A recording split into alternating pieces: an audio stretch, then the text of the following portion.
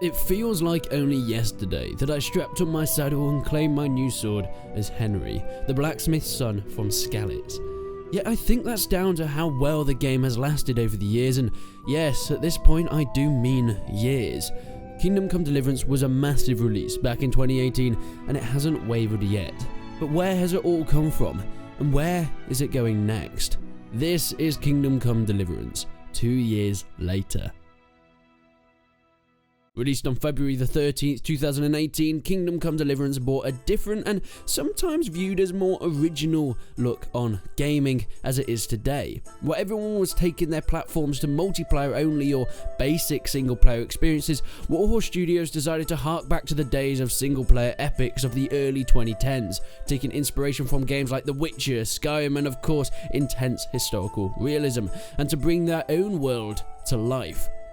Really, I don't think the story of a blacksmith's son who loses his family and goes on a quest to reclaim a stolen sword is all that unique and original, but it's told with such heart that you're so involved in Henry's mission. The story taking you through roller coasters of triumphs and pitfalls, from destroying the small bandit camp in the forest as an introduction to warfare in this game, to storming the Palisades and finally, after about 50 tries, killing Runt. That in contrast to the final siege of Talmberg to save the hostages inside. I remember when it initially came out, I really wanted to record a full walkthrough of the game, but I had to stop that series because I actually just wanted to get myself fully immersed in the story without having to worry about making videos and the such. So whilst this game gave me so many subscribers and videos out of it, it also stopped me from making them temporarily. The irony. They released to a large amount of praise but also some critique of the massive bugs at initial launch. Although that may have slightly hurt sales, it did give some incredible clips.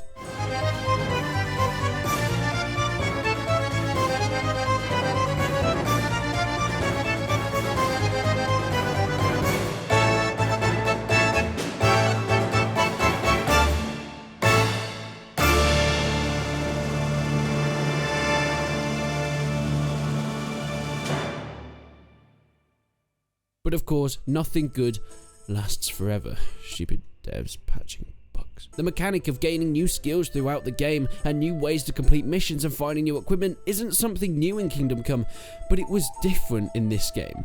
Want to become a master swordsman? Well, go train. Want to shoot bullseye without an issue? Well, go to the range and try yourself out against hands to try and get a new bow. And it took hours and hours of working to train yourself up to a good enough standard. I remember when I first went into the Runt fight of the first boss battle, without enough training, he destroyed me. So I left, and I did a Rocky style training montage, and I came back and the kid didn't stand a chance, battering every which way. But whilst you had to put the work into, as the kids would say, get good, it never felt like a grind. There was always so much variation, and of course, the relationships that you made along the way with the characters, it all felt like you training and gaining these skills was part of the story and not just an XP grind. Sparring with Captain Bernard, or going hunting with Sir Hans Capon, building relationships with Teresa and following the footsteps of Sir Radzig and leading. I was always terrible with a bow, so my sword was my project throughout the playthrough. I kept it sharp and I refused to let it go, even for more superior weapons, because that was my sword. It couldn't be traded. And you'll find that happens a lot through the game, similar with my horse, Pegasus. Yeah, she was the fastest horse in the game, which was a great draw to her, but she couldn't really carry all that much. She didn't have great stamina, but that didn't really matter. That was my horse, and no one else's. Running through the countryside on the back with the wind in our hair, or helmet, and taking on Bohemia together. Oi, Resonant, we get it. You like the game? But surely it's finished. What could become of this now? Well, my dear ones, since the release of Kingdom Come, people have been wondering what's next. The story at the end obviously leaves more to be desired. It leaves it on a cliffhanger. So there's going to be some extensions to that. Maybe an expansion? I'm not so sure though, as we've already had a number of DLCs and they all seem to be more side missions and storylines with side characters. So maybe a sequel. Well, I do think this is the most likely. Nothing is confirmed yet, but there have been a number of interviews in the past where the subject has been raised, and there's always been that tease that it's very possible in the distant future. And let's be honest, the story was on a cliffhanger. It needs something to wrap up what has become a new medieval epic. Additionally though, modders have now got their hands on the game and started to mod the hell out of it. There has always been those quality of life mods at the beginning, such as unlimited saves or little cheats and even some retextures, but nothing big. Yet as far as I know, the Seven Kingdoms team are still hard working modding Game of Thrones back into Kingdom Come Deliverance. Since the new mod tools have already come out, they're back on track, and although very little new info has been released except from a few screenshots back in December, but even they look gorgeous. Not only are they making a new story, but new modules, characters, but it seems a completely new map as well. But whatever happens, it looks like it's going to be a big one, so make sure you have enough hard drive space.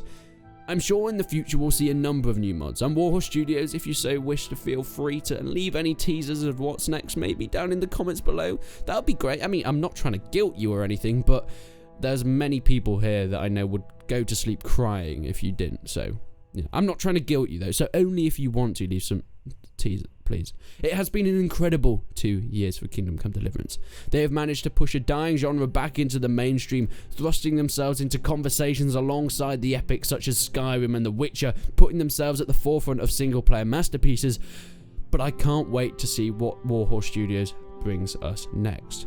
And maybe I will come and revisit this topic in 2 more years' time.